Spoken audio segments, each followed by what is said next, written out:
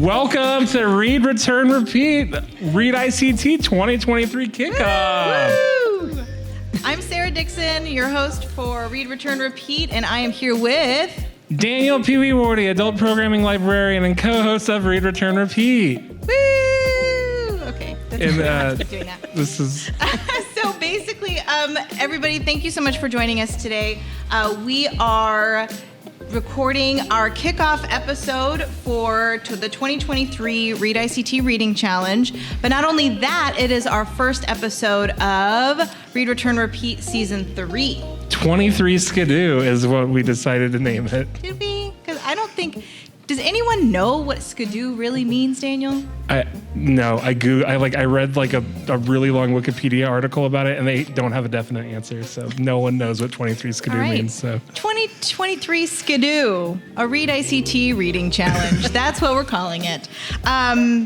So just to keep you guys, to let you know how we're going to run things today, it's a little different than our normal episode, but we're going to be joined by two wonderful guests from the Books and Whatnot podcast on KMUW, our local public radio station. We've got Beth Golay and Suzanne Perez. Hello. Thank you for having us. Yeah. Thanks for coming. Hello, Wichita. See, we really have an audience. Isn't that fun? Oh, it's so fun. So we're recording live at the Advanced Learning Library today, and we're going to just talk about books. We're going to run through the challenge. We're going to share things that we can't wait to read, things that we love that we want to share with all of you, and then we'll actually hear from some of our audience members today, so we're excited about that as well. So what we'll do is just kick it over to Suzanne. Suzanne, will you tell our listeners today about the ReadICT Reading Challenge? Sure. So 7 years ago now, I just sort of got a wild idea to start a local reading challenge, and that was because I had been reading or seeing these types of challenges in other places, reading websites, blogs, podcasts, those sorts of things. And I just thought it would be neat to do a local version of that. So way back when, 7 years ago, I just threw out 12 categories. Beth Golay was one of the first people I tagged, I believe, on Facebook and said, if we did this, would you be up for this? And I believe you said yes. I said yes. So, and then it sort of took on a life of its own. It's now a partner. It's now a very much anticipated annual event. It's super exciting. We love to develop the categories, but just to explain to those who don't know anything about what it's about, it is a 12-book, 12-month, 12-category challenge, and you can read pretty much, the first category this year, for instance, we're going to get to it, I know, but is like a book with a non-human narrator. That can be anything you want to read, and then so you just complete the challenge. Our partnership with the library means that you can go online to the library's website and log your reading. If you are a completionist like I am and like to keep lists and mark things off and it makes you feel better about what you're doing in life, then the reading challenge is definitely for you. And the other thing is just the whole idea is just to encourage people to read more and to read more broadly. So maybe some books that you might not have thought about reading. Yeah, I love that. Yeah. I am not the kind of person that likes to make my list, though. I know I've been looking at the Facebook page a little bit since we released the categories at the beginning of the year, and people are already planning out their full lists. I am more of the reader that reads what I want to read, and then I figure out where it goes later. Yep, and that works for sure. Yeah. Same. I make lists and then I completely ignore them. And I read what I want. So I'm sort of fall in both categories, I think.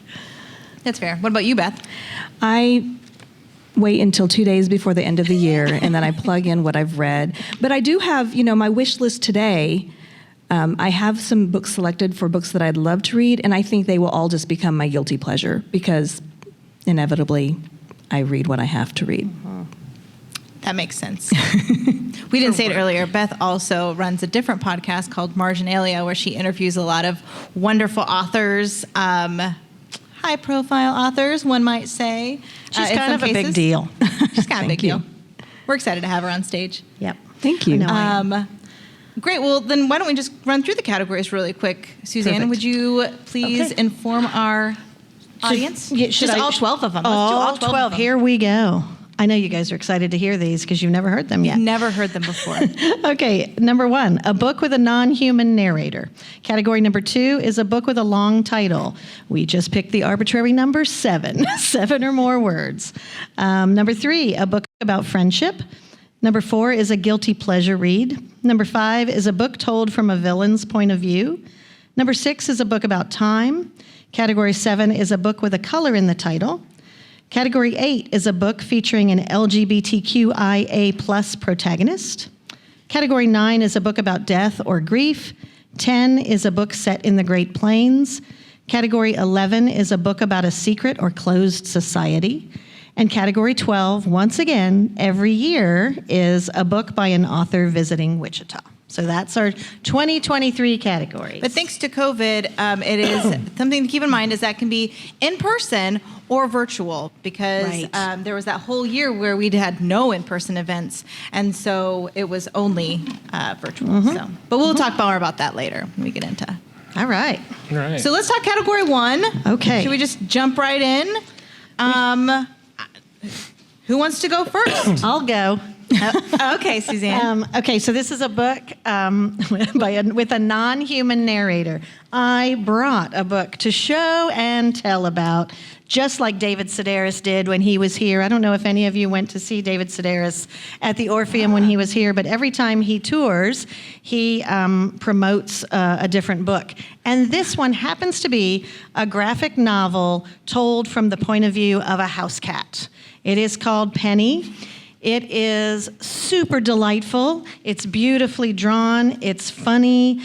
Penny, as most cats do, sits there and thinks about her life, and she's a very existentialist kind of character, and you see the world through her point of view, and, you know, what's beyond the big door, all that stuff. And The garage. It's just, she, you know, I'm not going to give any spoilers away. She may or may not escape at one point, but it is just delightful. And, you know, if you don't read a lot of graphic novels, I highly suggest you explore that genre. But this happens to be told from a non-human point of view of a cat. So that's my pick. I love that. That sounds fun. I haven't read that one yet. So, Would you like to see it? I'll pass it down to you. well, I don't want the microphones to pick up on the, rapid page. turning of No, pages. it's real.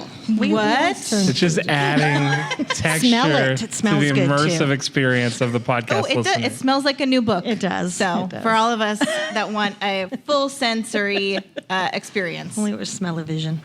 it looks really cute. I like cats. So, Beth, what did you pick?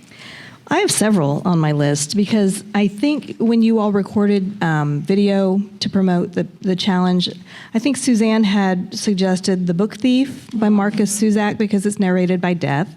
I also have on my to-be-read stack Clara and the Sun, and the narrator is... An AI, like basically an artificial intelligence being. Yes, that's a very good novel by Kazuo Ishiguro.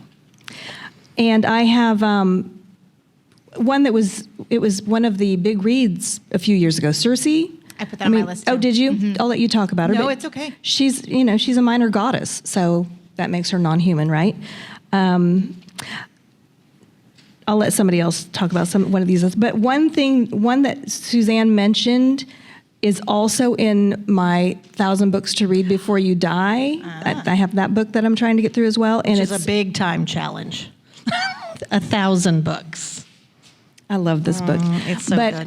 Watership Down is in there. Oh, perfect. So I think that's the one I'm going to read. I do love that when I put a list of hints, sometimes I'll hint at the challenge right before the categories are announced. And I had Watership Down in my little stack, and someone said, a book about rabbits? And I was like, that is very niche. That would be Only a niche few category. books that would maybe cover that. I don't know.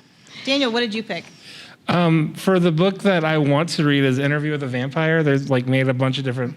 There's a new show, and I figured I'd go back to the source and read the original book. So that's, and then when I went with Robopocalypse by Daniel Wilson.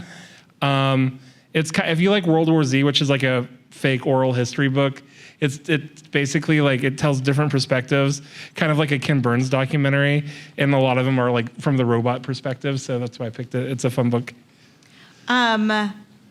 Yeah, those both are interesting choices. I think it's really interesting with this category is that like anything that's not a human is so broad, right? Mm-hmm. Like we think of it, I think people are having a lot of trouble with this category on the Facebook page, and there's just so many things out there. You just start going down a rabbit hole, as it were. It's going to be a what lot you of did there. Giving Tree, I think. That's Oh, But we're going to give you so yeah. many other options. Not that the Giving Tree isn't great. I mean, classic. that's an easy one. If you guys need that category, just remember the Giving Tree. Shel Silverstein. Takes That's right. 30 seconds to read. The other one I need to mention that's on my to-be-read list is Remarkably Bright Creatures by Shelby Van Pelt. It's told from the point of view of an octopus, I believe, or at least the octopus is a major character. So, and that was on a lot of sort of best of lists for 2022, so I'm excited about that one. Cool. What about you, Sarah? Did you have some recommendations? Thank you so much, Daniel. So I went with one that I actually read last year as a guilty pleasure, even though, like, we'll talk about this later, and I will never feel guilty about anything that I read. But it was a YA book, and I just really liked it. It was a Cinderella retelling, and it's called Cinder, and she is an android, or part human, so she's not full human anyway, and she's Cinderella, but she's an android. And it was so cute. I loved it. And then the other one that I did talk about in the video that I just can't help but constantly tell people about is Hollow Kingdom by Kira Jane Buxton. Told from the point of view of a crow that has to... I mean, I can't say he saves humanity because he doesn't, but he's trying to figure out what went wrong because everybody turned into zombies. It's very, very colorful language, so if you are easily offended by foul language, skip it.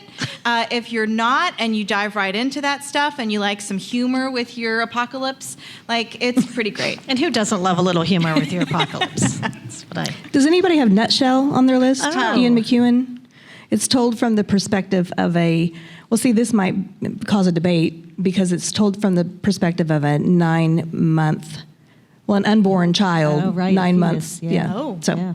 Well, we're not bringing that debate to no, this we're not. podcast, but I listened to it, and this character, you know, it has this British accent and sounds like an old man. It's really funny to listen to. The audio, yeah. that that's makes cool. sense. Yeah, I love that. And I need to add to Jennifer Thornberry on the ReadICT Facebook page, which if you are not part of that page, definitely join it, mentioned a book by Mitch Albom called The Magic Strings of Frankie Presto that's told from the point of view of music.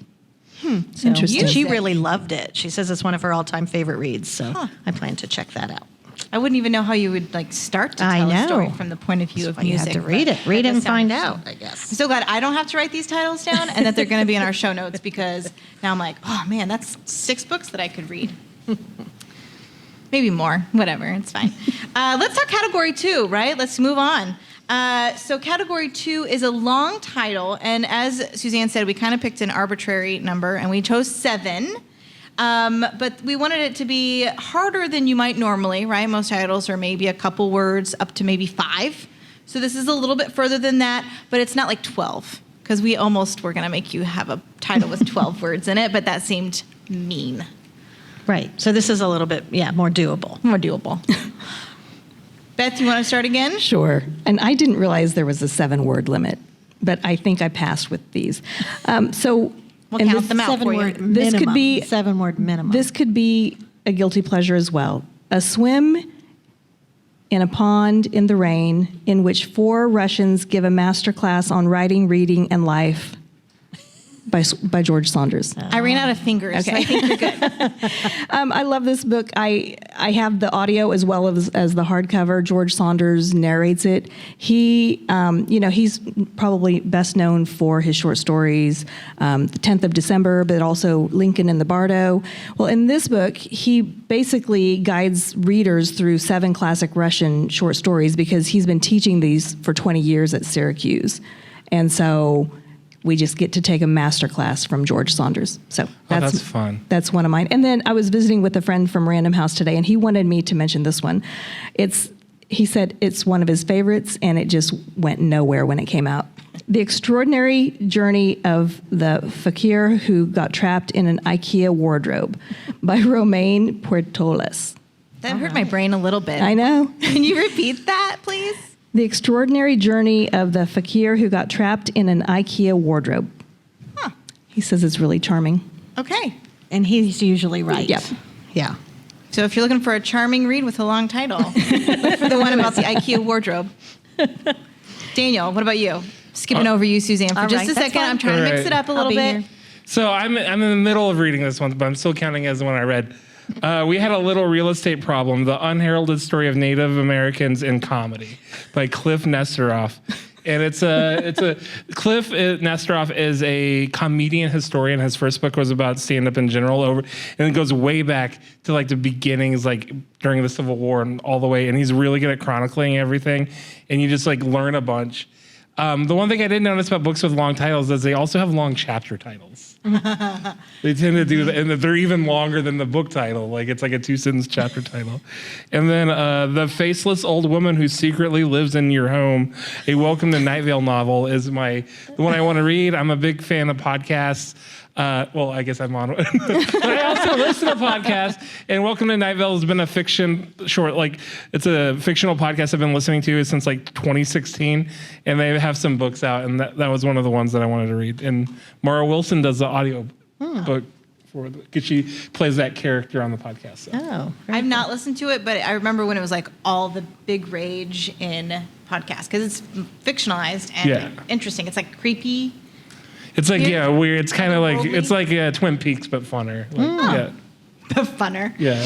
Okay, Suzanne, your turn. Oh, okay. So the one I just finished on New Year's Eve that ended up being on my my top 10 books of the year is How to Be Perfect, The Correct Answer to Every Moral Question by Michael Schur. And Michael Schur is the creator of The Good Place, the TV show The Good Place. He also had a hand in The Office. He was a writer for The Office and Saturday Night Live, and he helped create Parks and Recreation. So funny guy. The Good Place show is based on a lot of the research that he did into moral philosophy. So he basically has done all of the reading on moral philosophy and then boils it down into layman's terms about some of the moral conundrums we face every day in life. He's super funny. I highly recommend the audio. That's how I took it in. So that's my recommendation for that category. The one I want to read is won a National Book Award last year or the year before, Invisible Child, Poverty, Survival, and Hope in an American City by Andrea Elliott. And this is a Pulitzer Prize-winning journalist who reported on a family living in poverty over 7 or 8 years. And she just follows really, really long-term sort of feature reporting, and I can't to dig into that one. So those are my two. Cool. I already went. Oh, you went already. Sarah, go again? That's fine. Nah. But I guess I could share the ones. I did look them up. So the one I talked about before, and again, it's another author that I just love her so much that I'm going to talk about her to anyone that will listen, and it's Phoebe Robinson. She's got 2 of them that actually fit this category, so I'll give you them both. Her newest book is called Please Don't Sit on My Bed in Your Outside Clothes. Trust me, it's like 10. And then the other one is You Can't Touch My Hair and Other Things I Still Have to Explain. She's funny. She's insightful because she's a comedian. She started on 2 Dope Queens with Jessica Robinson, who was a correspondent on The Daily Show. And so they would have comedians come out and just kind of like... Anyway, I won't go into it, but trust me, she's hilarious. And she has a really funny, interesting way of seeing the world. She also likes to make up new words, which are just shortened versions of real words. So anyway, so you just kind of have to say it out loud to understand what she's saying. It's fine. She's funny. Do you read it or do you listen to the audio?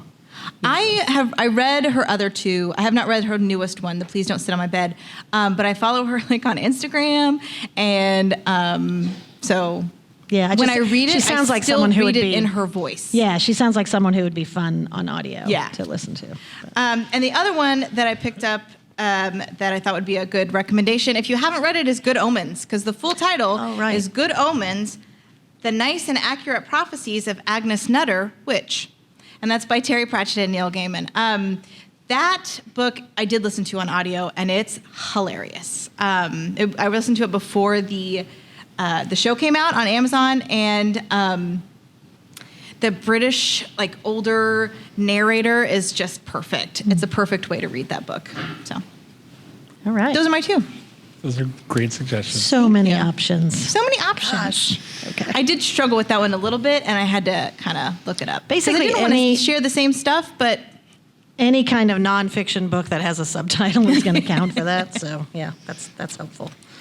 all right. Category 3 is a book about friendship. Who wants to go first? Daniel, why don't you start us All off? right, I will kick it off. The one I've read was My Best Friend's Exorcism by Grady Hendrix. Grady Hendrix is a newer horror author. He wrote Horror Store, was kind of his breakthrough novel. This was his second book. There's actually kind of like a sequel. So it takes place in the 80s about these two girls in high school, and one becomes possessed by something. And that's kind of a TLDR on the premise of it. But if you like if you like Stranger Things, or if you like old Stephen King books, it's a great read. And they kind of go into like a lot of the stuff that was going on in the history of like the 80s with like Satanic Panic. And Grady Hendrix is just like a really cool imaginative writer, and I like really like their stuff. He has another book coming out this month, I think. Is it called How to Sell a Haunted House? I'm talking to him for Marginalia. So. Oh, cool. Yeah. Of course you are. She talks to everyone. It's fine. We're not jealous. It's No, fine. don't be jealous. Suzanne, you want to go next? Oh, gosh, so Well, did many you do both of yours? I'm sorry, I interrupted. Do you have another one to share? Oh, the interrupted. one that the one that I wanted to read is Good Omens, which you already mentioned, because it's about an angel and a demon that are friends. But I think it really works for that category as Would well. that work for non-human as well? Yes. It would. And I also heard that you could use it for villain. I saw that on one of my lists because he's technically the devil, devil, right? Or the demon. He's Yeah. a demon. And that's what Is it you set will. in the Great Plains by chance? That's also, That one it's not. It's also a guilty pleasure, and also could be a guilty it's about pleasure. time. Yeah. That's the thing, though. And that's how I kind of like to read the categories. Is I'll sort of jot down the numerous categories it might fit into, and then see where I need one at the end of the year. Okay. Is this me? I think a book so. about friendship. One of my favorite reads from last year was Dinosaurs by Lydia Millette. It is a very quiet kind of story about real. If you like stories about people in real life, you will like Dinosaurs by Lydia. I hate saying that. Anyway, it's the story of a guy named Gil who's sort of independently wealthy, and he moves after a bad breakup from New York to Arizona. He moves into a house. And he lives next to a house that's mostly glass, and the family that moves into that house shortly after he moves in, he sort of befriends them, and especially there's a teenage girl and a 10-year-old boy, and he becomes sort of a pseudo babysitter for the boy, and it's just a lovely story about a guy just trying to do the right thing as he goes through life, and it's just a wonderful, wonderful book. What does the title have to do with any of that? Oh, dinosaurs. So part of what Gil does is he gets interested in the birds around his house in Arizona, and we know that birds are descendants of dinosaurs. Lydia Millette is also kind of a cli-fi writer. If you remember from previous challenges, cli-fi was a category a couple years ago, climate fiction, and so she writes sort of a lot of sort of environmental themes. So it refers to the birds, but it's also just sort of metaphoric for the novel, I think. So really, it means nothing. It's really a weird title for that book. Also, always have to put in a plug for A Little Life, but don't go into that one lightly. That is about friendships through the years. It will take your heart and stomp it into a million pieces. That's by Hanya Yanagihara. And the one I would like to read is Girl, Woman, Other by Bernadine Evaristo. Have you read that, Beth? I've not. Okay. That's on my list to read. And also, I've never read Little Women. I'm so What? embarrassed. I know. Beth That's dies. If you watch Friends, you know that Beth dies. Come on. You are a mean Oh, I thought you were person. talking about yourself, Beth, and then I was like you're dying at the news of Suzanne having not read Little Women. Yeah. That makes way more sense. That about would the be completely plot. appropriate as well. So those are mine about friendship. What a great topic, though. This could be any book. I have a couple. I have a few, actually. Tomorrow and Tomorrow and Tomorrow by Gabrielle Zevin is a great one about friendship, but I also want to use that one in a later category. So disregard that. Best of Friends by Kamala Shamsi just came out this year, and let's see, Home Fires is what she wrote. That was on the Women's Prize for Fiction. She is Pakistani British. The one that I also have on the stack over there. It's a book that I just picked up at the an evening with C.S. Lewis, and it's about the friendship of like Tolkien and C.S. Lewis, and then two other guys. But I have a book sitting over there, if anybody wants to look at it later. The one that I think I'm going to read, I just found out today. It's a book coming out in June, and it's called The Rachel Incident by Caroline O'Donoghue. And apparently it's a funny novel about friends, lovers, Ireland in chaos, and a young woman desperately trying to manage all three. It was described to me as Sally Rooney with a sense of humor. Ooh. And basically two characters meet in a bookstore, but then there's also a third character who's a married professor, and I'm not exactly sure what happens, but I'll find out when it comes out. Apparently, Caroline O'Donoghue has several YA novels published in the United States, but this is her first adult novel to cross the pond. And my friend from Random House said, he added this, which I think is kind of funny based on where I work. There's an unexpected pregnancy plotline that demonstrates the importance of a woman's control over her own body in a way that a dozen NPR stories never could. Whoa. Shots fired. So that's the book I'm going to read about friendship, And The Rachel Incident. Another Irish book. What is going on with all the Irish novels? They're just now becoming available it's like to us, a I think. thing. Okay, all right. Well, my book's about friendship. I'll throw out a few. Such a Fun Age by Kylie Reid. It's not about friendship, but like the parts that stuck with me are all this parts where she and her three girlfriends just like hang out, and they go out and they do things and they talk about the things that happen in their day. And it just like reminded me of friends that I had, like friendships that I have. And so I just really liked it. And then I was like, your Little Women, I was thinking really any Jane Austen, right? Oh, right. Because all of the sisters are friends, or they're the lady that lives, Charlotte. Charlotte, thank you. Charlotte Lucas. And so any Jane Austen novel would really fit this one. And then if you want to go more Daniel speed, It by Stephen King, because it's all about four friends. Right. But I would also do it's that. weird. Get to pay like 83% through it, and the novel kind of nosedives. So be What? prepared for that. There's like the turtles. It's all the way down. weird. I only It saw gets the movie. really weird. You're saying that it nosedives? That you like you? I loved it, and then because I was reading it on my Kindle, and I saw that it was 83% of the novel, and then I was like, "What is happening?" Oh, okay. Did you ever read it? No, I haven't. I've Anybody unfortunately in the audience watched read the it? movie. Read it? It. Anyone? It. Stephen King. You know what I'm Yes, talking about, but he's right? like he's- Yeah, yeah. I'll get the story later. It's great up until that point, but it's all about Okay, friendship. all right. And then one that I want to read is maybe it sounds like a heart-wrenching book, but it's called My Glory Was That I Had Such Friends by Amy Silverman. And it is a book about a woman who finds out that she has some sort of cancer or debilitating disease, and all of her friends come and stay with her at different parts of her recovery. And so each chapter is told from like that time with that friend. And I don't remember from when I was reading it if it was that each friend writes the chapter or like she tells about the time that the friend was there, but it just sounds really moving and sweet. And anyway, but it sounded really good. I have two more that I forgot to add to my list. Go for it. One is Love and Saffron by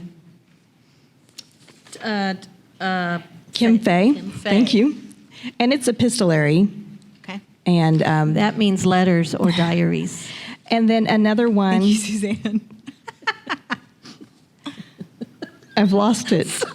Oh no, I'm sorry. Sorry. Oh, Rules for Visiting by Jessica Francis Kane.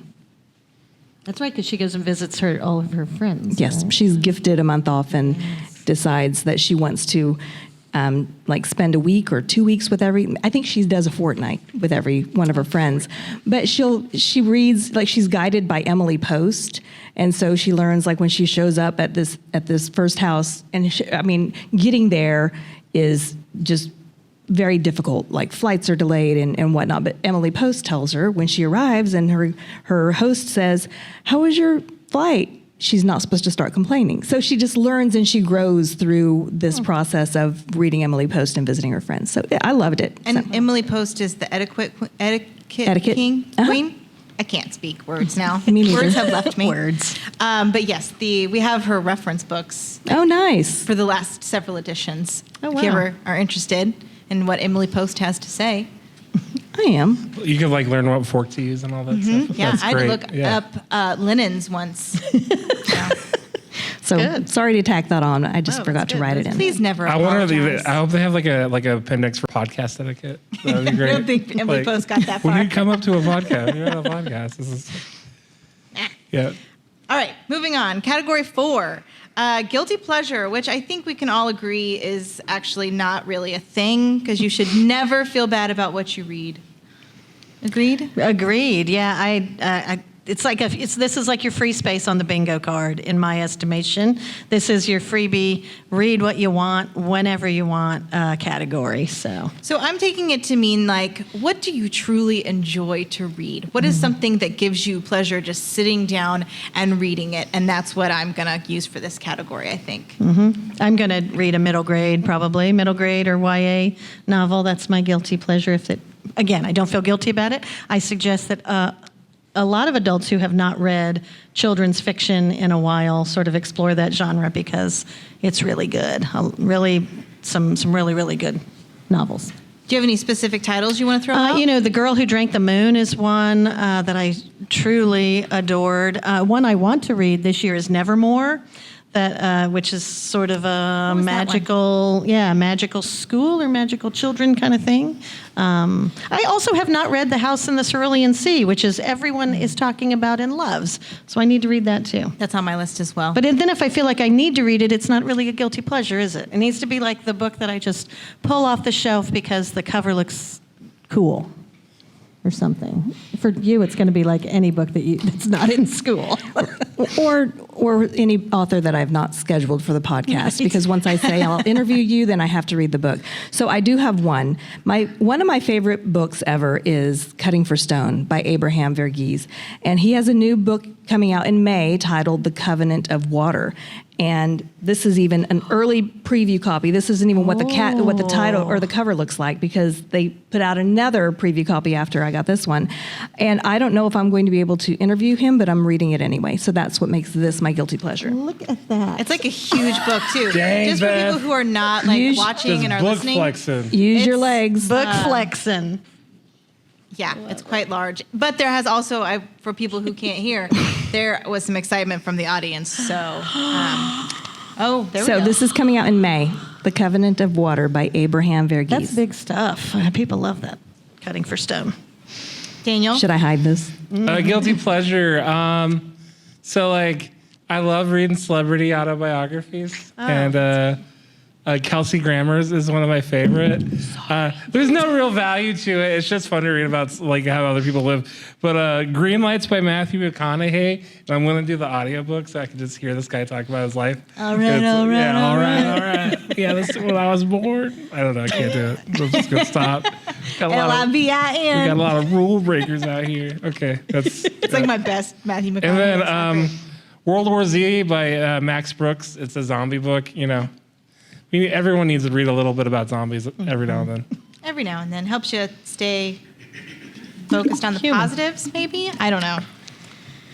Well, my couple, I've just throw out some titles. I don't know if you know this, but I love Jane Austen. So Eligible was a really fun book with Curtis Sittenfeld, or Sittenfeld?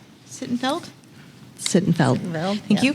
And so it's a retelling of Pride and Prejudice, but with like The Bachelor going on. It's quite fun. That sounds fun.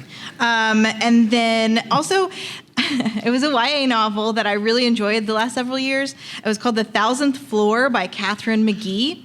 And it's like Gossip Girl, but like 100 years in the future. So they live on the 1,000th floor, which is like the penthouse, and drama happens. So intrigue, teen angst. It's quite fun. Okay. Those are my two. So let's go on to category 5, villain's point of view. Villains! Dun, dun, dun! Thank you for This that. is a goodie. I'll go first because I was going to say The Unfolding by A.M. Holmes, but really anything by A.M. Holmes, because she really loves to write about characters who leave the reader a bit unsure about how we feel about them, because we're not sure if we're supposed to like them or not. And as far as books that I want to read, I went first because I really don't have anything and I want suggestions. Oh, fair enough. Okay. But I like that you said that, because I think that is a theme that we're going to see a lot in this category, that like, is it good? Is it bad? It's hard to say one is absolute when humanity is flawed. And then there's the whole unreliable narrator Right. trope, so you might not know it's a villain until the end. You have to take someone's word for it for a recommendation. Or you just take a stab at it and add it later because it made sense. One I would like to point out, I'm sorry. No, please. I'm ready for it. A Ladder to the Sky by John Boyne. Oh my gosh, that novel. John Boyne wrote Boy in Striped Pajamas. And he wrote Heart's Invisible Furies. What a fabulous, fabulous novelist.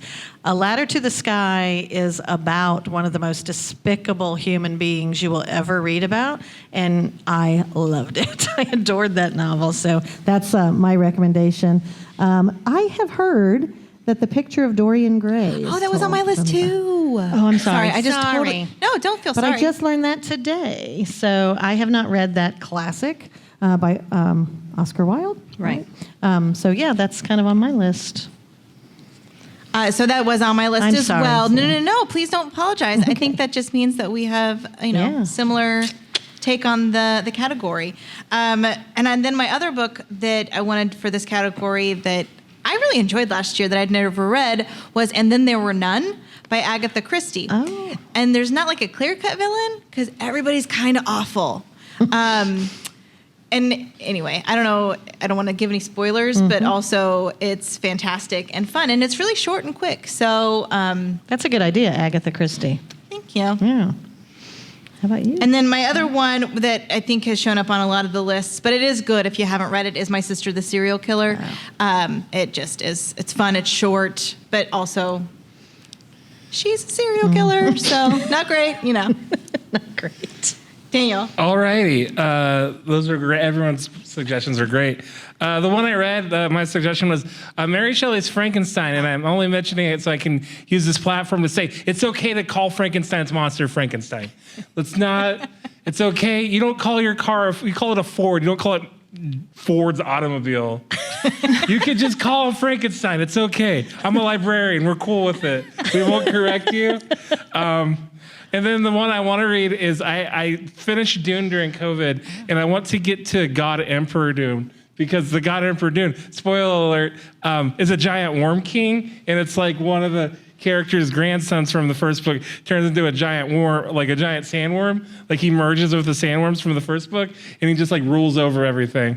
And yeah, I don't think they'll ever make a movie out of that, so I want to find out what happens. So that's my suggestion for that. I also need to pipe up Wicked by Gregory Maguire. Okay, yes. Obviously the book that the musical is based on, but told from the point of view of the Wicked Witch of the West. Is it okay to say that I liked the musical better? Yes, it's always okay to say that because musicals are wonderful. We have like talked bad about that book before on the think we podcast. have. Jamie, when we interviewed the director, she's like, we asked her a book she wasn't a fan of, and she's like, I'm not a fan of those books. Of the Gregory Maguire. Unless you loved it, in which case everybody go gets for to it. decide for themselves, I right? loved We all it. have differing opinions and tastes. That's how I make that okay. Thank you, Sarah. One more category before we take a quick little break and hear from our audience members. Let's talk about the category about time. Anybody want to? I'll just shoot one off real it. quick. Watchmen by Alan Moore. It's watch in the title, and then it's totally about time, past, present, future. It's a really great graphic novel if you haven't read it. It's like an essential read, so check it out. That's a good one. I had Tomorrow and Tomorrow and Tomorrow again by Gabrielle Zevin, and then also This Time Tomorrow by Emma Straub. It just came out this last year. It has some time travel in it, and then The Impossible Lives of Greta Wells by Andrew Shangrier. Tomorrow and Tomorrow and Tomorrow is on my list of ones to read, I think, this year. I did. It's one of my favorite books of the year. Loved it. Okay, so I'm listening to one now called Before the Coffee Gets Cold. It's translated from Japanese, and it's basically about a coffee shop where people go to travel through time. They can pick one place they want to go to, and they have to get back before the coffee is cold. It's a coffee shop. So that's, and it's, I like it so far. 11/22/63 by Stephen King. I am not a horror movie. I am not a horror novel fan or aficionado, but I loved that book. And I know it looks really intimidating, but it is a speedy read. But it's all about time travel and the JFK assassination. Is it a horror book? I'm sorry, I'm just going to interject. It is not. No, I'd say it's a suspense. I mean, there's some creepy elements in it, but it's more just suspense. Okay, that's the vibe I was getting. Yeah. And then I have to always put in a plug for A Tale for the Time Being by Ruth Ozeki. Oh, yeah. Which is, I read it many, many years ago. It actually wouldn't be bad for a reread because I remember that was one of those novels I just finished and I was like, oh, that was so wonderful. So there's some time travel and different generations appreciating each other and yeah. Cool. So, yeah. Love hearing all of your my picks. Suggestions. Mine are The Sea of Tranquility by Emily St. John Mandel. That came out, last year? Last year, I read it. It was last definitely year. her COVID story, but it jumps around from different time periods and way into the future and like 100 years ago. I think like 1920 to I don't even remember what the time frames are, but anyway, it was really fascinating and interesting, and I love Emily St. John Mandel. Really, you could probably use Station 11 for this category as well, since it jumps back and forth on the timeline. If you haven't read it, although we had it for Big Read a few years ago, and if you haven't read it, I've got a copy of it in my office. Just stop by and ask for it. I have a copy of it over there, actually, that I can just give someone if they want to take it. So. And then Una Out of Order is just kind of a cute little fun one. She lives her life completely out of order. Every year she wakes up and it's a different time in her life on her birthday, so she doesn't live her life chronologically. Oh, what is that one called? Una Out of Order. Oh, that sounds by Margarita Montemore. good. Okay. Yeah, Yeah. the Slaughterhouse 5 trope, right? Like the unhinged from time kind of thing. Like, is it like that? Like it's out of order? It's not unhinged. Well, he's unhinged from time. Like he's No, out. she learns to accept it, and it's quite beautiful. Okay. It's cool. See, time travel's really confusing, so we'll just skip.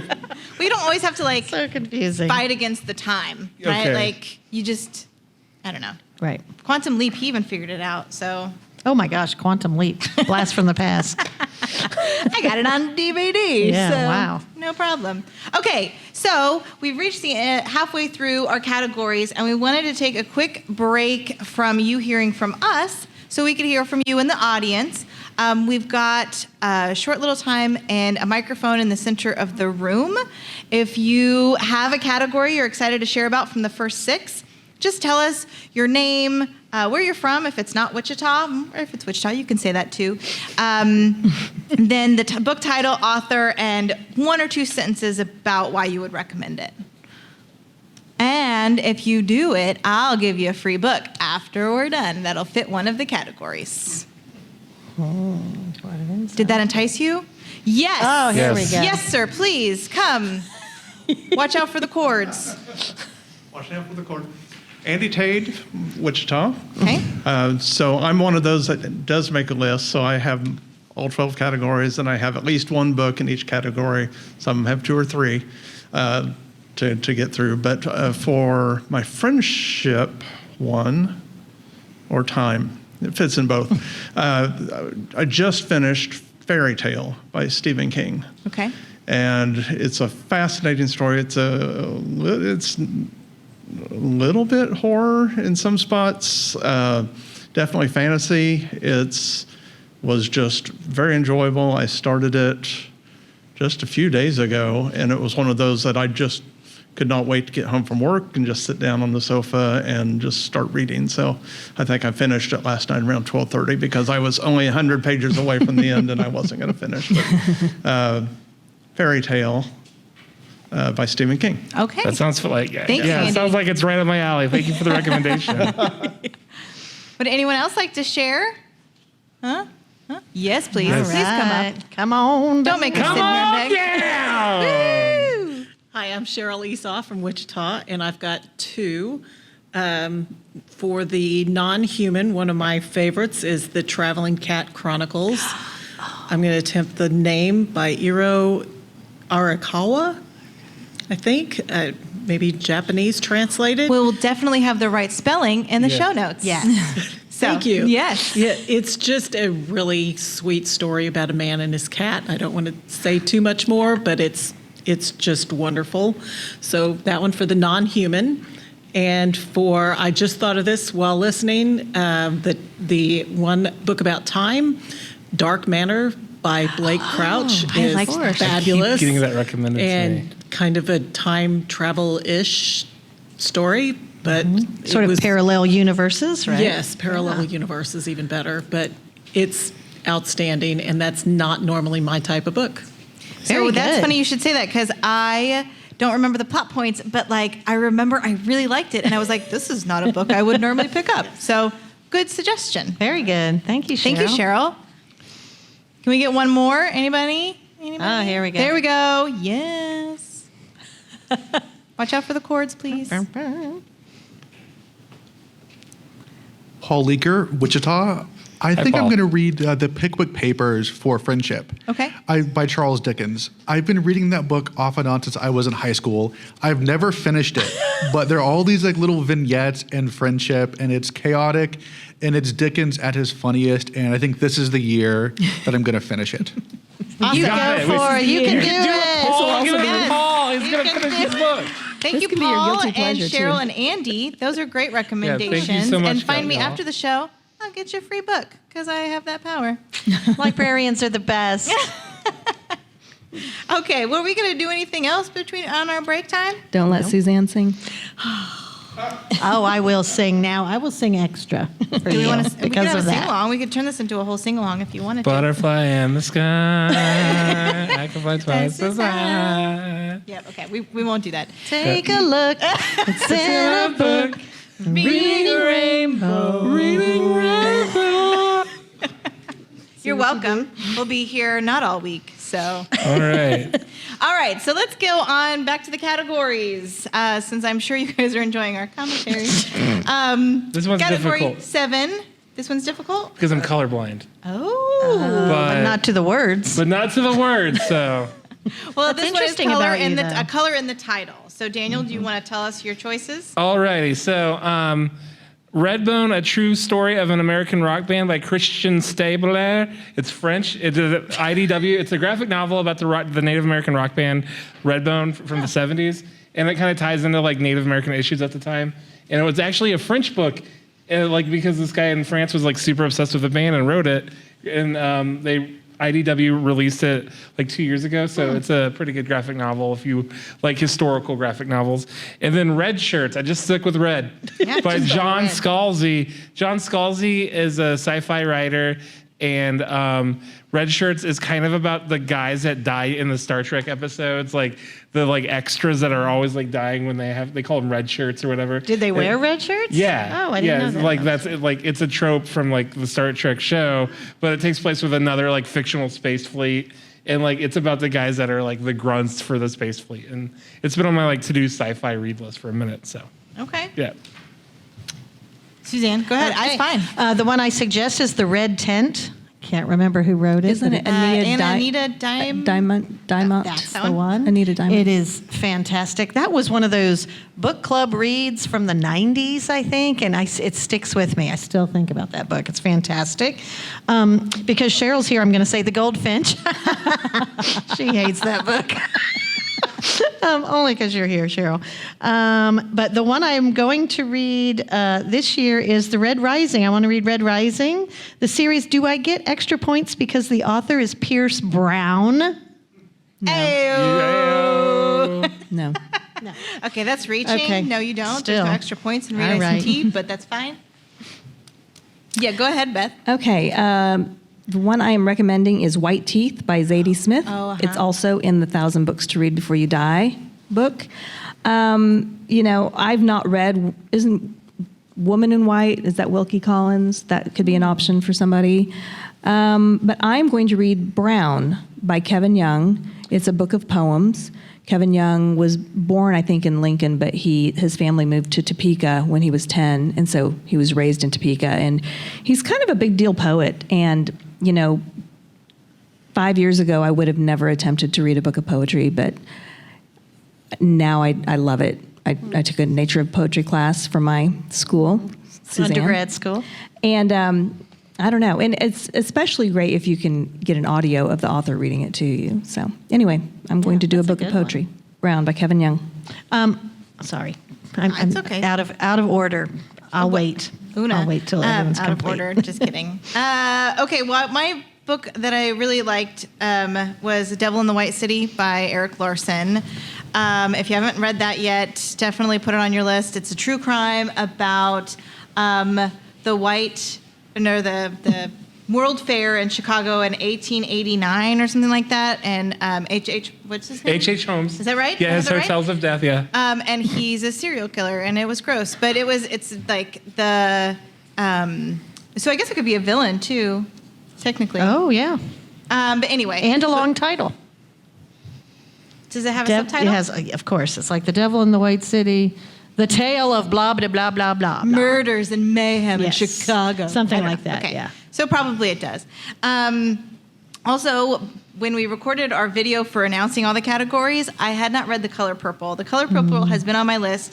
I was going to read it like last year for a book that intimidates me just because I just have never read the book. Anyway, I read it before the end of the year. Wow. And so I can't count it for the color category. But it was so good, and I'm sorry that I put it off. Like, it really was sweet and wonderful. The book that I want to read, though, is The Last White Man by Mohsen Hamid. I think you know what I'm talking about. So I think the guy wakes up and he's the last white man in the world. And so what would that be like? Well, he wakes up and his skin has turned dark. Oh, backwards. And everyone is turning. But then other people start to wake up with dark skin until there is one final white person. Oh, I think, okay, so I just Yeah. skipped over that whole thing. Yeah. Okay. What's the basic gist? That's why we have people who read books who can touch me. It was a literary feast pick. But it couple sounded months really back. good, and I want to read it, even if I don't have the plot details. Just right. And I was at our local bookstore on New Year's Eve and picked up Demon Copperhead, which is the new Barbara Kingsolver, based or inspired by David Copperfield. And I realized I could use that for this category because copper is a Yeah. color. and So, valuable. Yeah. Yes, a very valuable color. Or So that's another. And I read Anne of Green Gables during the shutdowns of COVID, and that was delightful. It was so nice. Would you call still it a need to guilty read that. pleasure? Yes. Oh, I so watched beautiful. Robin Henry's copies of the movies, but I need to read the book. Loved I think it, that's in loved this it. 1,000 books. And now I want to go to that place and in Prince Edward Island and just be her. But maybe one day. That's why we read. Okay. All right. Are we talked about that I think category? we've exhausted. Okay. We've exhausted it. So and category everyone else. 8 is a protagonist with an LGBTQIA plus character. Protagonist, yeah. One I recommend that I've read is Matrix by Lauren Groff. The main character is a real person, but she reimagines her life. It's Marie de France, who lived in the 1700s, and it's a fantastic book. And then one that I have not finished would be Less by Andrew Shangrier. He won the Pulitzer for that one, or even the sequel to that, which I have in one of these stacks somewhere. Or actually, any book by Andrew Shangrier would probably work. It's on my list for sure. Yeah. Okay. Yeah, go for it. Okay, so I recently read A Psalm for the Wild Built by Becky Chambers, which is this beautifully written little novella, and the main character is non-binary, so they are referred to as they throughout the book, and that is just sort of like a, I guess people are calling it comfort sci-fi. It's just sort of like charming and wonderful. The book I'm reading, you don't really get that with sci-fi. Really, it's kind of like hard and gritty. Right? No, this is sci-fi where the beings. It's just really about real life and enjoying the moment and that sort of thing. It's just a really feel-good thing. The one I'm reading now, totally opposite of that.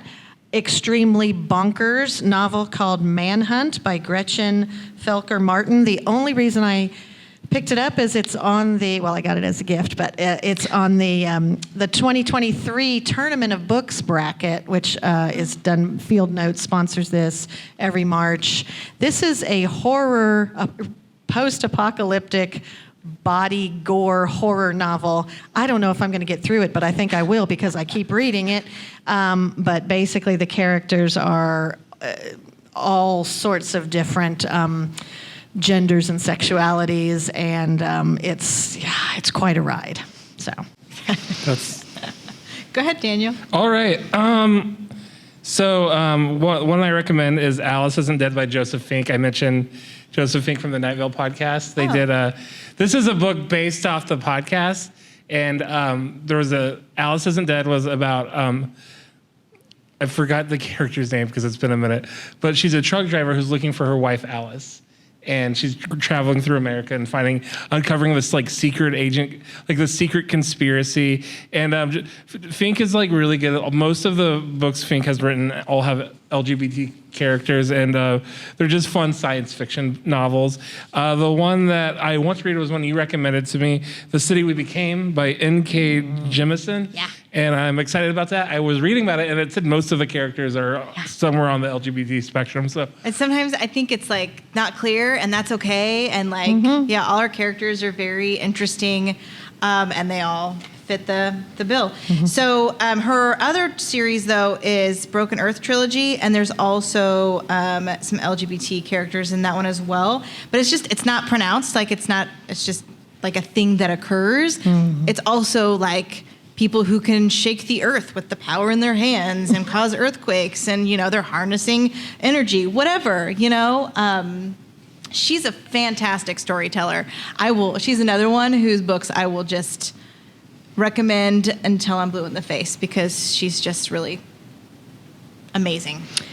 And one I just thought of, I'll be real quick, is The Guncle by Stephen Rowley. I think I mentioned it in our promo video, but just a really feel-good novel about some kids who go to live with their gay uncle in Palm Springs. And it is kind of an adventure. So the one that I want to read, though, is Seven Husbands of Evelyn Hugo. Oh, yeah. I keep seeing that on a bunch of lists, and so I'm going to go for it. I see somebody in the audience being excited about it. That one's by Taylor Jenkins Reid. I've read some of her other books. I like it. I hear this one is one of her best, so I can't wait to pick it up. that is a goodie. Okay. All right. Moving right along, category 9 is a book about death or grief. Wah, wah, wah. fun one we got here. Okay, but it can be still cathartic, It's very right? important. Do we want to talk about why we picked this category, Suzanne? Do you want to talk about it? Do you want to talk about it? I'm glad to talk about it. It's sort of a nod to this year's Wichita Big Read, which I'll go ahead and say is Can't We Talk About Something More Pleasant by Roz Chast. So that is a graphic memoir by a New Yorker cartoonist who tells the story of caring for her aging parents. And it is funny at times and poignant and sad and all the feels. And it's also, I'm going to go ahead and say, also going to count for category number 12 because she's coming to Wichita as part of the Big Read. So thank you to the Wichita Library. That is super exciting. I read it a few years ago and just really loved it. So. Thank you. That's exactly why I had you announce it, because then you can promote our stuff, and it's quite fun. And then you praise us. I like praise all the time. Librarians are the best, I'm telling you. Even though our book is chosen by committee and it wasn't necessarily just me. But yes, that is why we chose it. We loved this book, and this is not a podcast about the Big Read, but if it was, I would tell you all about it. Otherwise, though, Suzanne's recommendation Yeah, is great. highly recommended. And one more on this, I'll go ahead and keep control of the mic for a minute. Being Mortal, Medicine and What Matters in the End by Atul Gawande. This is just about what's the truth, about dying with dignity and dealing with those end of life issues. And I read it, and it's written by a doctor who sort of sees this from the medical standpoint of, we do anything to preserve life, but then also kind of looks at it from the human standpoint, and it's very, very wonderful. Highly recommended. That's Being Mortal, Medicine and What Matters in the End. You know what? I'm going to go number 2 because I want Okay. to, and I'm looking. You do it. And no one's looking up at me. Okay, so one that I actually just thought of while you were talking, and now I can't remember the title, but maybe you guys can help me out. But it's about the family who's grieving the death of the patriarch, and they're Jewish family, so they have to sit shiva for like 7 days. Oh, is and it by Jonathan Tropper? Maybe. This is where I leave you, or something. This is where like I leave that? you. Yes. That was so Ding, good. ding, ding. It was Do I funny get a prize? because it's like this dysfunctional family, and it really, my family's wonderful and great, and we're not dysfunctional, but like it still reminded me like some of the relationships, right? Oh, Sarah, every family is dysfunctional. Okay, my That family's can't be true. perfect, so it's not us. But anyway, so thank you for reminding me of that. And then The Best We Could Do by Tui B. Is that how you pronounce her name? Is a family that had immigrated from Vietnam, and so it's like this generational trauma of how that happened and how that impacts. At the beginning of the book, she's giving birth to her son, and so it's like her parents and her, and then how it's going to impact her son. And it's a graphic novel, so it's beautiful and poignant in ways that I think a novel written with just words cannot be. And so it was really a great story. And then also, because we interviewed him on the podcast last season, and it's another one that I just loved so much, Lark Ascending, Yeah. That's, like, really by great. Silas House. And this would be another one that fits the LGBT category because the protagonist identifies as gay, and again, it's just part of the story. He has to go undercover because in this new world, gay people are hunted down. So. And then it's also like climate fiction and A non-human narrator, because some of the has a dog point of view.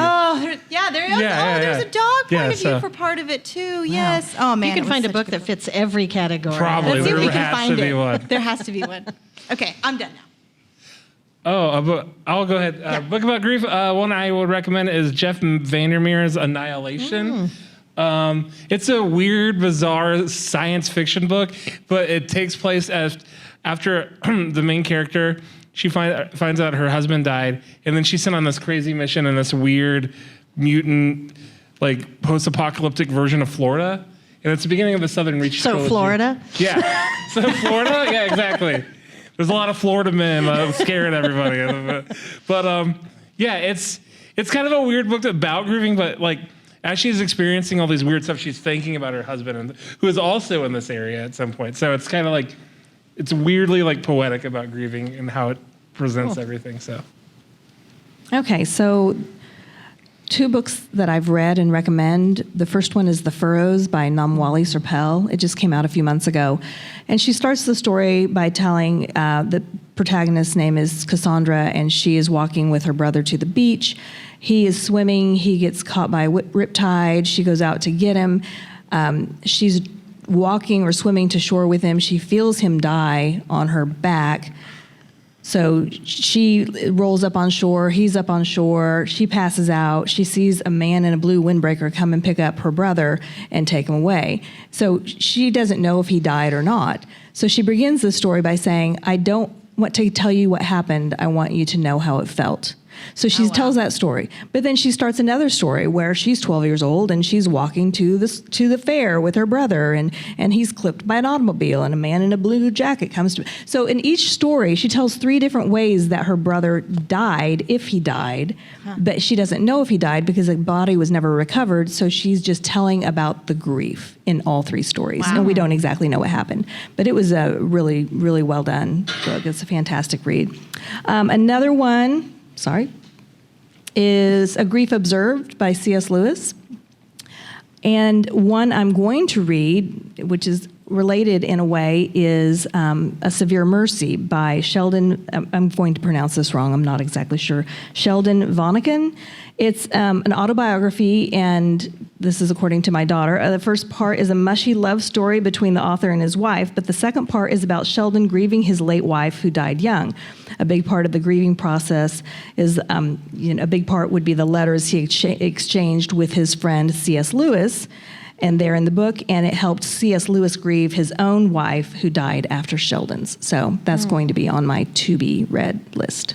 So I really like this category because I think it's something, and I'm going to harken back to our big read for a second, but, the whole point is no one wants to talk about death. No one wants to talk about their grief because it's a difficult topic. But the fact is that everybody processes it a different way, and it's a very universal thing, right? We have all had to experience death or grief in some way. And so talking about it is therapeutic, really. So hopefully you find comfort in this category, even though it's kind of sad. Okay, category 10. Any other thoughts on that? I know, I'm so profound. It is. I like this. Deep Thoughts by Sara Dixon. We are in category 10. We are in category 10. Actually, we are, because we are a book set in the Great Plains. Yes. So first off, before we do this, I know we've had a lot of discussion about what really constitutes the Great Plains. What would you say we would count? Oh, wow. The flat part of the country. Anything west of the Hudson. But I've heard people say like Montana counts, right? Like the Dakotas. Daniel, didn't you look it up? Nebraska. Yeah, so it's basically everything east of Montana to Michigan, and then down south from that. So it's like... Does it include Texas then? I think it might include northern Texas. It does include Texas. Oh, If there's so many Ohio is Texas in the books. Midwest, I think it could be anything you want. Yeah. Yeah. Anything between, the middle part of the country. It could also be in Canada, too, because... No. the Great Plains continues into Canada. It does? Yeah, so it's but it's like there's plains Alberta. there. I'm not sure exactly which That's provinces, but I know it's Boring like the parts. two middle ones.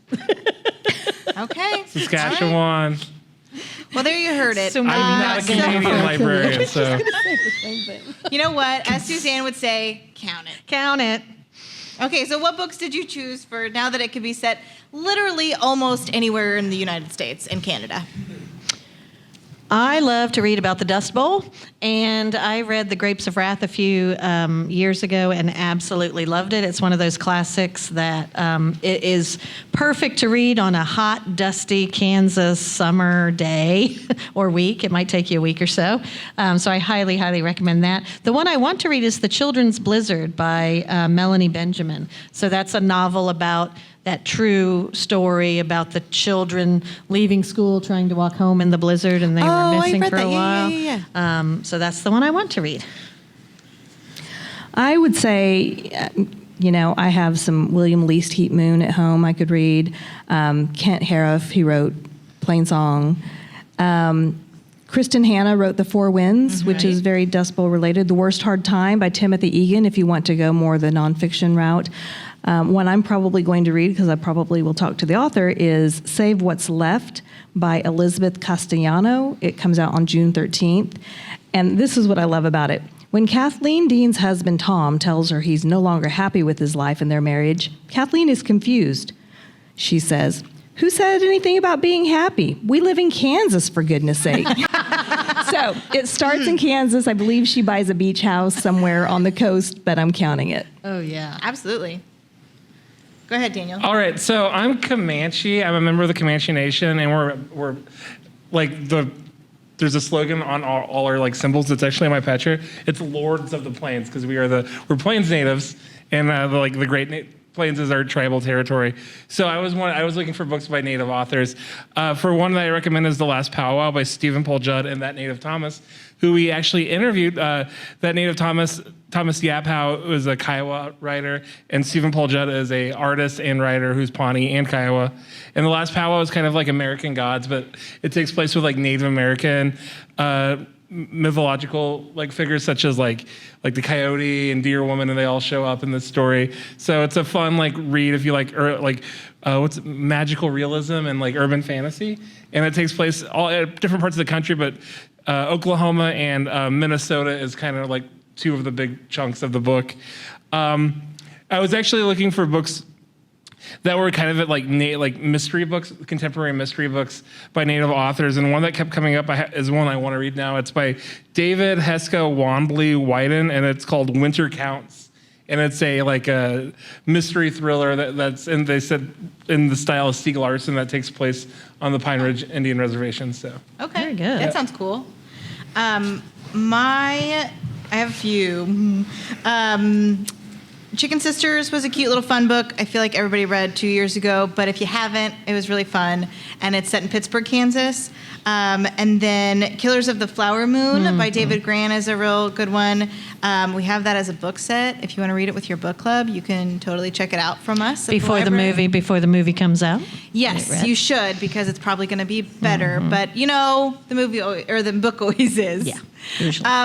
And then Braiding Sweetgrass is one that I want to read by Robin Wall Kimmerer. She is a member of the Pawnee. I'm not gonna say it because I'm gonna mess it up, and I don't want to mess it up.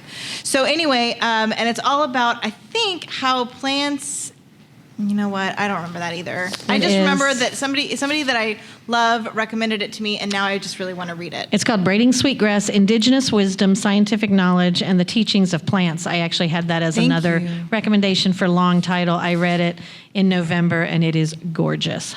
I loved it. Okay. Yes. Well, and I think she was actually on something that was on KMUW, because that's where I heard her, which I was like, I need to get that book. So anyway. And she just came out with a young adult version of cool. of that book. So that came out last year. It's awesome. So you got a lot of categories. Yeah. a lot of book options for that category. Okay, category 11 was a book about a closed or a secret society. Beth, you look like you got some stuff to say. I mentioned this earlier, but The Unfolding by A.M. Holmes.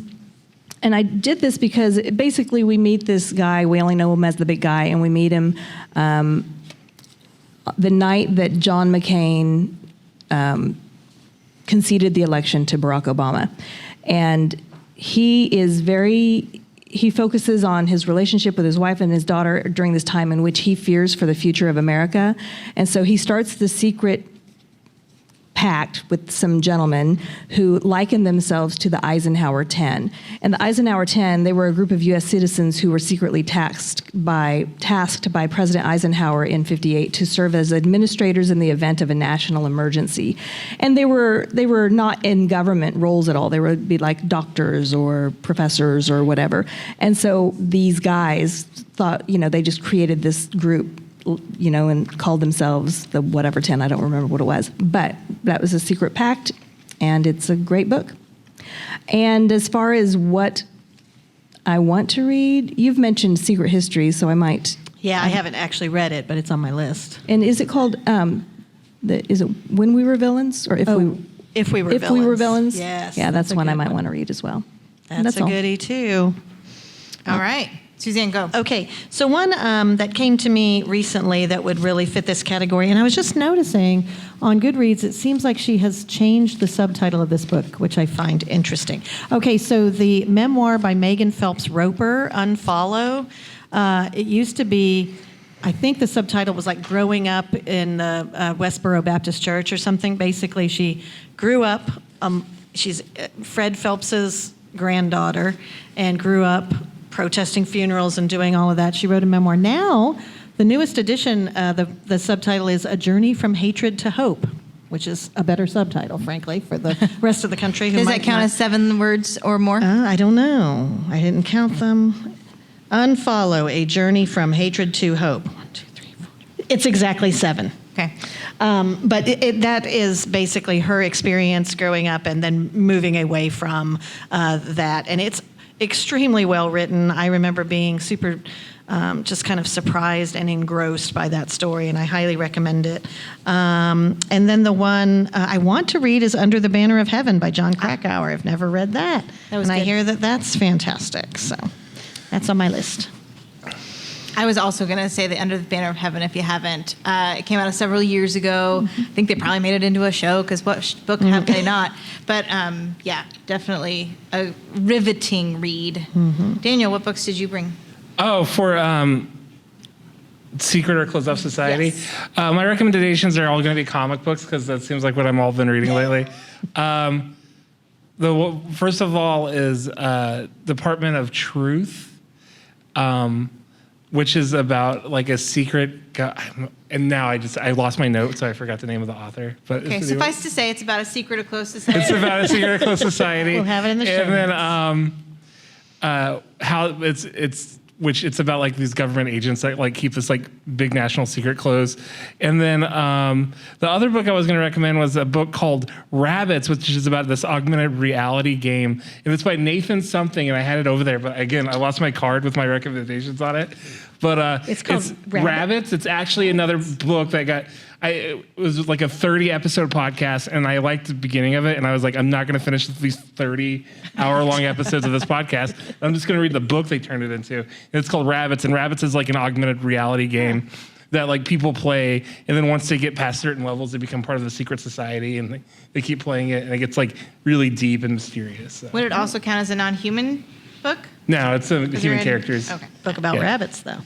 It's a book about rabbits. Well, the game's called Rabbits. For a future challenge. Future We're keeping category. those in mind. So mine that was Under the Banner of Heaven was going to be one that I had read, and then the one that I also really liked last year was The Husbands by Chandler Baker, and I'll just briefly tell you it's like Stepford Wives, but the gender roles are reversed. Ooh. Stepford Husbands. I know. It's exciting. Okay. And then, yeah, that's it. The other two I'm not really that excited about. One I wanted to plug as well is, and I haven't read it yet, but have heard wonderful things about it. Amanda Montell. It's actually a nonfiction book called Cultish: The Language of Fanaticism, where she actually does a lot of research into cults and what makes them so effective and why people are taken in by them. So that sounds fascinating. Well, so the other one I could throw out there is Girls by Emma Klein. Oh, yeah. I didn't read that one, but it was inspired by the Charles Manson story. Not really into serial killers, it turns out. Like, that's just not my thing, but, it's fine. Secret societies. It's a secret society. Okay, so we got to the end, you guys. We got to category 12. And everybody's like, well, I don't know who's coming to Wichita yet. But, Beth, don't you have some thoughts on this category? I do. Watch out. So, Watermark, first of all, Watermark posts all of their author events on their website. They have a newsletter that goes out called News and Notes. And I just want to say, these events usually start around 6 or 7, and you get home from work and you don't want to go back out. I just recommend that you really attend author events. You will never be disappointed. Whether it's at Watermark, whether, the library hosts some. Wichita State has the Reading Now, Writing Now series when they bring that back up. You will never be disappointed. You'll learn something new about the author. You'll learn something new from the book. You might learn something new about yourself. Just, put your clothes back on and go out to the event is all I have to say. Yes. I think that's Here. important. Yeah, for sure. But we do know some authors that are coming. In fact, speaking of Watermark, we're working with Watermark to put on some author events in our spring catalog, which I'll go ahead and share with you now. So Jeanette Walls, whose new book, Hang the Moon, is coming out, will be here at the Advanced Learning Library on April 12th. Author of The Glass Castle, Also, which is yep, and Half fantastic. Broke Horses. I read both of those. Just really good nonfiction memoir. Brings you in. C.J. Box, his latest Stormwatch is coming out, and so he'll be here on March 2nd. And then Sarah Penner, who everybody loves, who wrote The Lost Apothecary, is going to be here on March 28th. I did those totally out of order, but this is the way that I looked them up. And her latest book is London Seance Society, which I think would also count as a closed or secret society. So we have those coming up. Does anybody know of any others? I saw at Watermark Kathleen Shine, the author of The Grammarians, is Okay. coming. I believe that's in late March or April sometime. So that's another one. Daniel, That Country. So like, I always look up like people that might be here that aren't authors that also have books because like every celebrity has a book. So far for this year, Jody Messina, country singer-songwriter, will be at Temple Live, and she actually wrote a Chicken Soup for the Soul book about being a mother. So count it. count right? it. I mean, like in the last couple of years, you know, they have comedians that come, pro wrestlers that Chris have come. Jericho's written like 9 books, and he's a wrestler. Even Tallgrass, we had Lloyd Kaufman here. Yeah. Yeah, at Tallgrass, and we actually met him, and he was like, "Do you guys have all my books here at the library?" We had one. He signed it. He signed it, yeah. And if you look up the Lloyd Kaufman, we have a signed copy in our collection. You can check out take it home and look at his autograph. So That's great. And then we also, I think it's worth pointing out that, you know, when we interview authors for various podcasts, we're hosting them, and we're an organization in Wichita. a So I virtual think event, yeah. You could count that as a virtual event. So you really have so many options for this category. I know we can't tell you all of them right now, and you can't make your full list. I'm so sorry. But I think it really opens it up quite a bit. There's also like authors that kind of like live here or have a lot of family here that like might be visiting but not publicly. Like yeah. James Lee and Alafair Burke are right. like frequent Alafair visitors Burke to is, Wichita, I for guess. sure. So. Did Harrison Ford write a book? He's had to have, right? I mean, any you know. Han Solo book counts for this. So. I don't know that that's... Alton- Okay, fine. Alton Count it. Brown? Count it. When Alton Brown comes back into town. Yes, right? There you go. Yeah. There's local authors too, and we have Yes. yeah, but they're visiting because they're here, so that counts. here. All right. Anything else to say? Okay, so we were going to take another break and hear from you, but I don't know if anybody else is going to be. We're going to have to coerce you to We come have up. some staff recommendations from our coworkers. Oh, that's right, we do. Let's use those. All right, this is from Ian. He's helped us. If you listen to the podcast, he was the guy that read the short stories at the end and the poems. Book with a non-human narrator, Hollow Kingdom, which we've mentioned. So this is actually, I want to read this one. This is his long title book, The Republic of Pirates, being the true and surprising story of the Caribbean pirates and the man who brought them down by Colin Woodward. It's like, I guess the premier book on pirates is The Republic of Pirates. I was looking like everywhere. I was like, I want a good contemporary book on pirates to listen Is to. everybody saying that? The Republic of Pirates. I mean, I've never really thought, A book about pirates. I need a book about pirates. Not that I would prevent I anybody guess else it's from having a book yeah. about pirates. Maybe not for you, but lots of other people might be looking for it. We have some from Jenny. Yeah, I've got another member of our podcast team is Jenny. She helps us write the show notes. She's actually here tonight taking copious notes of all of the book titles that Oh, we're wow. reading off. Good luck, Jenny. Jenny. Wave hello.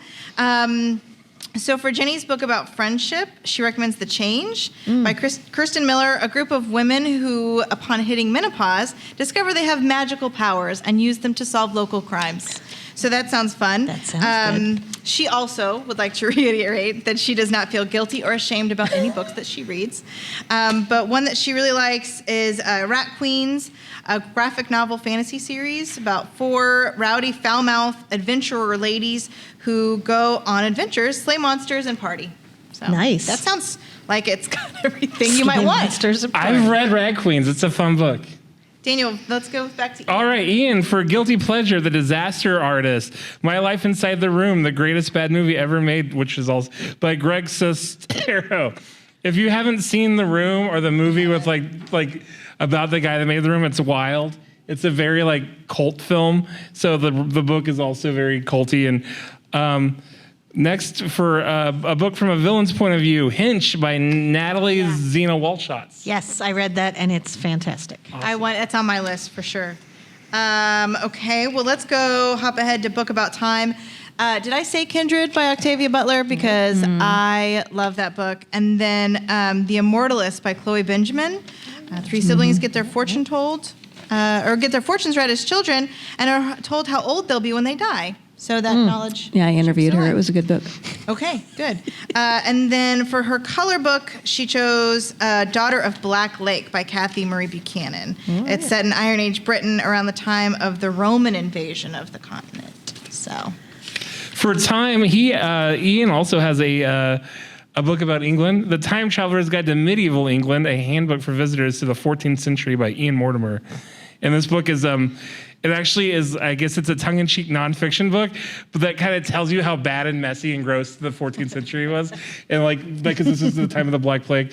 I've actually like listened to this, the person that wrote this on podcast before, and the book sounds like a lot of fun. Yeah. Because you find out just like, it was gross. Like medieval England, Yeah. there's like no plumbing, no central heat and air. And he just tells you how bad it was. And so if you're looking for a fun, accurate book about, or a book to help you appreciate the times you're in now, that's a good one. So. Less blood, less grossness. Yeah. Okay, so for category 8, LGBT protagonist, Sky Falling by Mia McKenzie.